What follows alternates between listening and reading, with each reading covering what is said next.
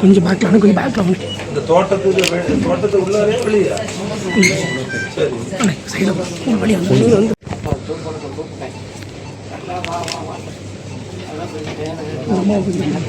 நேற்றைய தினம் மாராமலை பகுதிக்கு உட்பட்ட அங்க ஒரு பிரைவேட் எஸ்டேட், அதுல வந்து அந்த பார்வையாளராக ரவி என்பவர் வந்து பார்வையாளராக இருக்காங்க.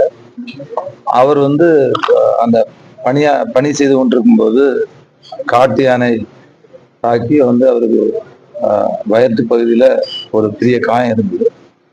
உடனடியாக முதலுதவி செய்யப்பட்டு இப்போ அரசு ஹாஸ்பிட்டல்ல வந்து ஆப்ரேஷன் நடந்து இப்போ வந்து அந்த பேஷண்ட் நல்லா இருக்காங்க. அவங்களுக்கு உடனடியாக வந்து நம்ம மாண்பு முதல்வர் அவருடைய கவனத்துக்கு கொண்டு சென்று அவங்க அந்த காயம் அடைந்தனால இப்போ வனத்துறை அவங்க துறை சம்பந்தப்பட்டு இப்போ வந்து 59,000 ரூபா அந்த சிகிச்சைக்காக கொடுக்கறதுக்காக நாங்கள் பகுதிக்கு வந்துருக்கோம். கன்னியாகுமரி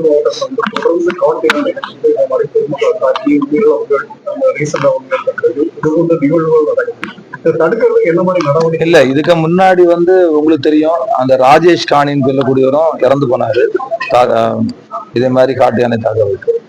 அதுக்கு அரசு சார்பில் வந்து ஏற்கனவே முதல்ல வந்து ஒரு 50,000 ரூபா கொடுத்தாங்க. நாளைக்கு அந்த 9.5 லட்சம் ரூபா அரசு தமிழக முதல்வர் அவர்களுடைய அவங்க கொடுக்குறாங்க.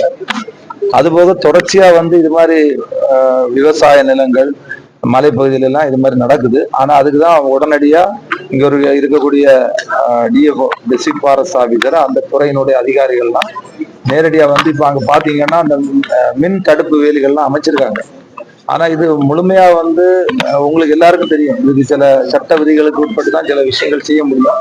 இருந்தாலும் மேற்கொண்டு வந்து இது மாதிரி நடக்காதவாறு அந்த துறை மூலமாக இப்ப ஏற்கனவே இந்த மின்வேலிகள் அந்த காட்டு யானை நடமாடக்கூடிய பகுதியை வந்து கரெக்டா அடையாளம் கண்டிருக்காங்க. அதுவும் வந்து அதை முழுவதுமாக நம்ம இதுல பாதுகாக்கப்பட்ட மக்களுக்கு பாதுகாப்பாக அந்த மின்வேலிகளை ஏற்கனவே அமைச்சிருக்காங்க. நேற்று தினையெல்லாம் அங்க போய் பார்வையிடும் போது மாவட்ட ஆட்சித்தலைவர் அந்த தொகுதியினுடைய எம்எல்ஏ எல்லாம் சேர்ந்து நாங்க போயிருந்தோம். அங்க வந்து ஏற்கனவே அது மாதிரி பாதை அந்த வரக்கூடிய பாதையில மின்வேலி அந்த தடுப்பு வேலிகளும் அமைச்சிருக்காங்க. இது இன்னும் பாதுகாப்பாக அந்த துறை மூலமாகவும் மாவட்ட ஆட்சித்தலைவர் மூலமாகவும் அதை வந்து பாதுகாப்பாக அமைக்கப்படுகிறது.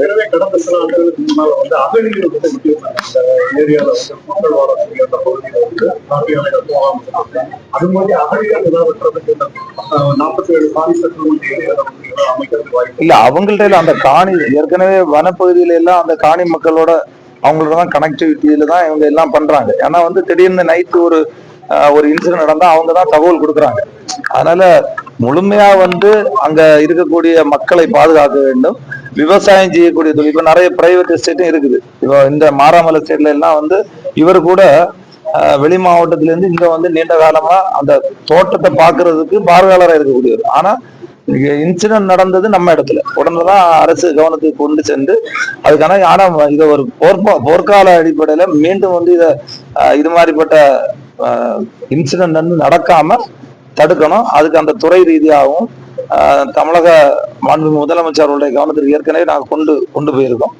அதனால நிச்சயமாக அதை பாதுகாப்பதற்கு மக்களை பாதுகாப்பதற்கான நடவடிக்கையை நாங்கள் மேற்கொள்றோம்.